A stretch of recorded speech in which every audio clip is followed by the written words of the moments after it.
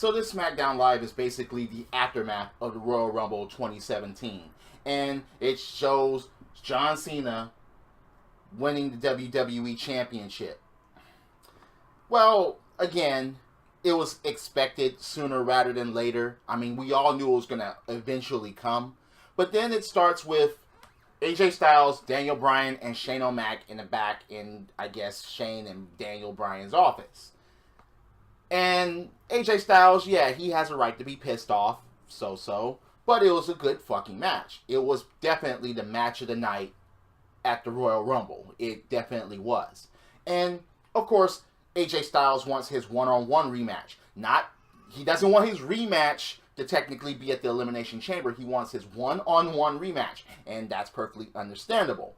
But Shane and Daniel Bryan are actually going to grant him that at a later date. But then they run through the participants of the Elimination Chamber match, which will be AJ Styles, John Cena, Bray Wyatt, Baron Corbin, The Miz, and Dean Ambrose, who walks in right before his name was announced because he was like, yeah, me, okay, just making sure, and he tries to leave. And AJ Styles is like, yeah, get out, bye-bye, yeah, get. And, of course, this sparks a confrontation between the two. Ambrose reminds about James Ellsworth pushing him off the ladder and costing him the WWE Championship and says that they have some unfinished business, which they do. So, well, what do you know? A match is made for the main event. Dean Ambrose versus AJ Styles. Not for the Intercontinental Championship, but just the match for the main event. So, after that, you get John Cena. The champ is here. Well, champ is here too. But anyway, he comes out and he says that he was wrong about AJ Styles. Yeah, he was wrong. He's not a guy from Atlanta. He's an elite talent that brings out the best in John Cena. Which is a wash, rinse, repeat for what he said about a lot of people. But in this case, yeah, he's right. AJ Styles is an elite talent. He is. So he runs down basically the Elimination Chamber, how he has no celebration that's going to take place because he's going to be defending the championship in 2 weeks. And basically he says one of his trademark lines, you want some, come get some. And then Wyatt, Bray, and Randy. No Luke Harper though. Yeah. So Bray basically runs down. He's like, the more things change, the more they stay the same. Yeah. And whether it's Bray at Elimination Chamber or Randy Orton at WrestleMania, that belt is going to be a part of the Wyatt family. We're here. They basically try to stroll down to the ring, and they basically surround the ring at both sides. John Cena is in the middle, and, well, they do that fucking Wyatt shit again, and it comes back with Luke Harper standing right behind John Cena. But instead of attacking him, he is fighting with him. He's fighting next to him. He's right next to him, opposing Bray and Randy. And the reason why that came about is because of last week. Of course, the sister Abigail was given to him by Bray Wyatt. And at the Royal Rumble, he actually does the turnaround clothesline to Bray Wyatt. And tries to give Bray Wyatt the sister Abigail, but that didn't happen. Oh, well, what do you know? Here comes the money. Here comes the money. Yeah, Shane McMahon comes out and basically makes a tag team match. It will be Luke Harper and John Cena against Randy Orton and Bray Wyatt. Who'd have thought that shit would work as a tag team match? Anyway. Throughout the match, it's kind of funny how you think that Luke Harper is totally out of the Wyatt family, but Luke Harper would not go after or touch Bray Wyatt throughout the fucking match. Except when he tried a sister Abigail later, but to no avail. Once again, Bray Wyatt just gets out of it thanks to Randy Orton. But all through the fucking match, whenever he became face-to-face with Bray Wyatt, nothing happens. There's going to be an explosion sooner or later, but it's just kind of, you know, if you're going to really, really turn. But anyway, Bray Wyatt and Randy Orton actually fucking win. Because John Cena goes for the fuck you. He squirms out of it. RKO. 1, 2, 3. So, Not even a full week and John Cena gets pinned. Okay. Right. James Ellsworth introduces Carmella. Why? Why are we doing this? And it was Carmella against Delilah something?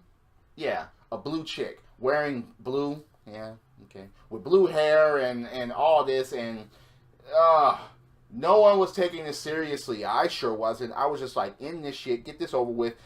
James Ellsworth interfered. He was wearing gold, by the way. He was wearing a gold attire, I guess, due to the fucking shopping spree that they went on. And damn, gold is one of my favorite colors. But still, James Ellsworth still had to interfere a little by holding a fucking leg of the blue chick, and she gets tripped up, and then Carmella puts on her fucking submission, and that's it. And it's like, come on. End this shit quick, because this is just a waste of time. I'm not a big fan of this shit. I'm not, okay. James Ellsworth had one of the biggest pops last year, but that was last year. He's not doing anything this year. He's just not. He's not training. He's not wrestling. He's with Carmella? Come on. Ugh. Oh, God. Is this, what? Is he going to help her win the fucking Women's Championship of SmackDown one day?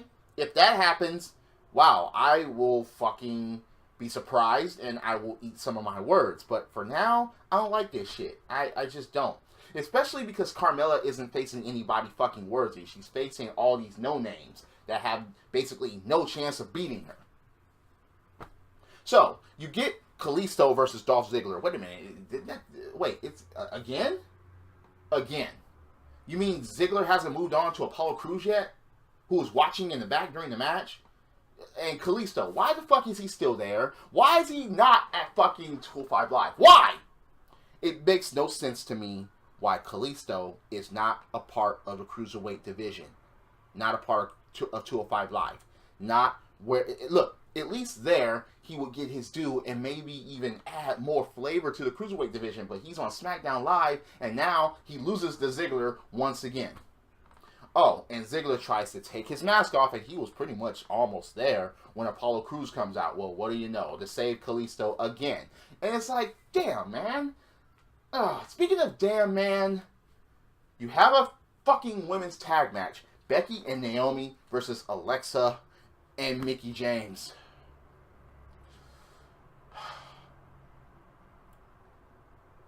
Naomi pins Alexa again. That happened at the Royal Rumble, and it happened on SmackDown Live. They're trying to hype up Naomi for us to take her seriously to try to take this title away from Alexa Bliss. I'm not going to go any more into that because I just don't believe in it. American Alpha will issue a fucking open challenge. Oh, wait. Wow, guys, you're still here? You've been absent for the last couple of weeks. Wow. SmackDown actually has a tag team division? They're actually tag team champions there? Who'd have thought? Go figure, right? Haven't seen you. So they get out to the fucking ring, and the Usos come out. They get in the ring. No bell rings. The Ascension comes out. The Vaudevillains come out. Breezango comes out. And Heath Slater and Rhino come out. Oh, and there's a big brawl. The funniest thing about this brawl is that it actually goes to a commercial break. And once they come back from commercial, the brawl is still fucking going on. You couldn't have ended that during the fucking commercial break and not waste any time. So American Alpha and fucking Heath Slater and Rhino are the two teams left in the ring standing. No match, just a big fucking brawl. Oh, no. Speaking of shit that should end, Natty walks in Daniel Bryan's office with security. And then Nikki comes from the other side. I guess the security is to protect Natty from Nikki. And once again, the arguing. Once again, the Dino Flintstone. Between these two women. And then finally, Daniel Bryan is like, enough! He called them both in there to announce that they have a match at Elimination Chamber. And I'm like, okay, have the match and fucking end it. Okay? Natalya still wants fucking merchandise after her and shit like that. It's like, again, look, are you still farting, Natalya? Yeah, people don't forget, especially knowledgeable wrestling fans. We don't forget that shit. So, you have the main event. AJ Styles versus Dean Ambrose. With the Jizz, the Miz commentating, because, yeah, he can't wrestle. He does what he does. He's doing what he does best, talking, because he's a pussy.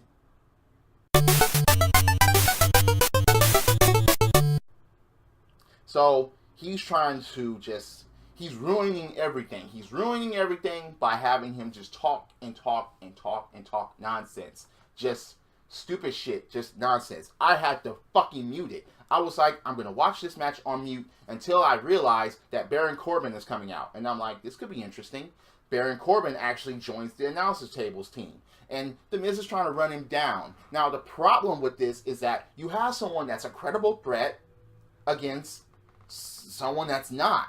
That can actually just talk and be a manager and is always fucking running away. Which he actually fucking does later. So you almost get to the climax of the match, and it was a pretty good match between AJ Styles and Dean Ambrose. It was. It was a counter match. It was a good match. It was flying. Look, again, these two put on a good fucking match. Baron Corbin gets tired of The Miz just talking. So he gets up to go after The Miz, and well, what do you know? His wife stands in the way. You know, this is why I call him a pussy, okay?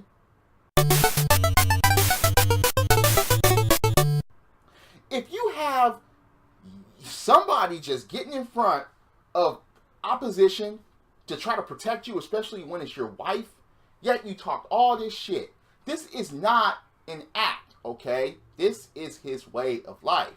This is not him being a heel. Heels are supposed to be credible threats, like Baron Corbin is.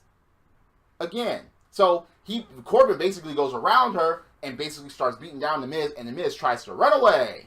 Get away! Get away! No! I don't want to fight! No ass whooping! Learn how to fucking wrestle, you fucking fucker. You... God.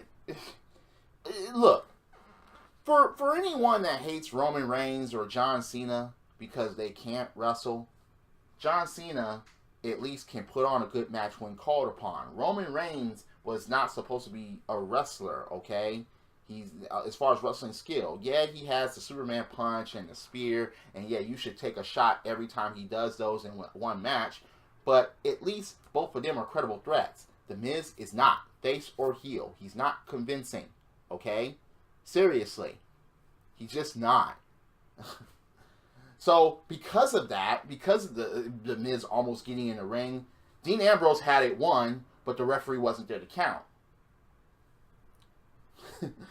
Causes that distraction. AJ Styles, yeah, he capitalizes, and he beats Dean Ambrose. Fine. And scurries out. Now, right before that, though, Dean Ambrose dives through the ropes on Baron Corbin. Because, of course, he thinks that, yeah, they distracted, so it was their fault. But, see, you notice how The Miz is nowhere to be seen in that attack. I mean, fuck. After the match, though, Dean Ambrose is laying on the ground. What do you know? The Miz from behind. I gotta be careful. I don't want to get caught. I don't want to get hit because I don't want anything to happen to me. I can't wrestle. Dick licking finale. But, you got Baron Corbin that gets in there, turns The Miz around, like a real man should. End of days. And I was like, yeah, get that fucker. And then he picks up Dean Ambrose and gives him an end of days. So Baron Corbin is standing tall. Now, throughout the thing, of course, he's never been in a fucking Elimination Chamber. He's never been in like, main event at pay-per-views or anything like that. Yes, he won the Andre the Giant Memorial Battle Royal, but that hasn't been shit. That's a fact. That doesn't mean any fucking thing right now. But He's built himself up to be a fucking credible threat. He's beating people fair and square. He's done exactly what he says. He's the fucking lone wolf, okay? He's beaten Ziggler. He's beaten Kalisto. He even actually had a good triple fucking threat match for the fucking WWE title. So, again, he is a credible threat. And him standing tall at the end of the show, that's fine. You know, that's cool. That's fine. That's, yeah. But Corbin has to do more. I admit he has to do more, but he's more of a threat and more credible than The Miz at this point. So that was SmackDown Live. And, you know, for an aftermath of a pay-per-view, it was, you know, it was kind of lackluster. But then again, they had 5 matches. I mean, one of them didn't really mean shit. No. 2 of them didn't. And they all involved the fucking women, I'm afraid. That's what's so sad about that. The women's division is lacking. Oh, and now we remember that we fucking have a tag team division here. Because the tag team division has been absent. But you know damn well, a couple of those teams, look, Breezango, the Ascension, the Vaudevillains, they're not getting these. They're not getting any fucking belts. I want to see, if it happens otherwise, I will be surprised. I will be fucking very surprised if that would have happened. But I don't see that happening. I just don't. So, what did you think about the show? Am I just talking shit? Am I just like, look, do you agree with anything I'm saying? Or you're just like, oh, fuck that guy. He doesn't know what the fuck you're talking about. Look, I'm always open for a debate when it comes to wrestling. Leave your comments below. And hit that like button, hit that subscribe button while you're at it. I'm always here trying to get my reviews and reports in timely matters every week. So, drop kicks, body slams, throw motherfuckers over top rope, both be hitting the floor. Yeah, that was the Royal Rumble. And yes, I'm a wrestling fan. This is the theme. And I'll see you later. Credits.